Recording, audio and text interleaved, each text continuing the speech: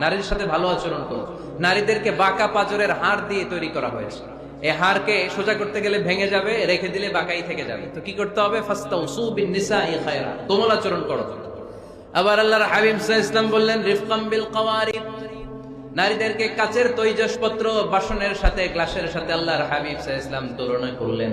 কাচের তৈজসপত্র, কাচের গ্লাস, কাচের প্লেট যেমনি আস্তে তুলতে হয়, আস্তে রাখতে হয়, নারীদের সাথে এরকম কোমল আচরণ করার আদেশ দিয়েছে কে?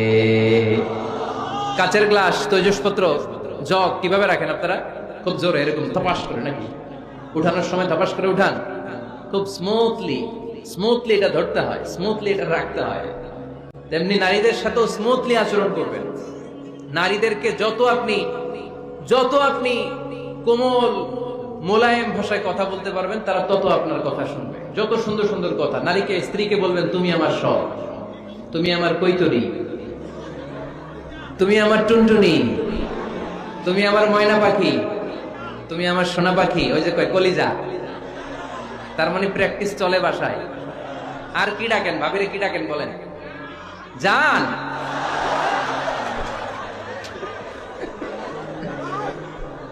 জান ডাকেন।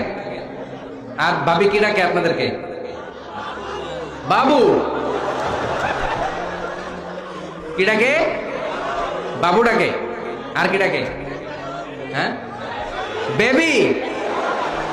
পোলাপান কত দুষ্ট দেখছেন? বেবি ডাকে নাকি?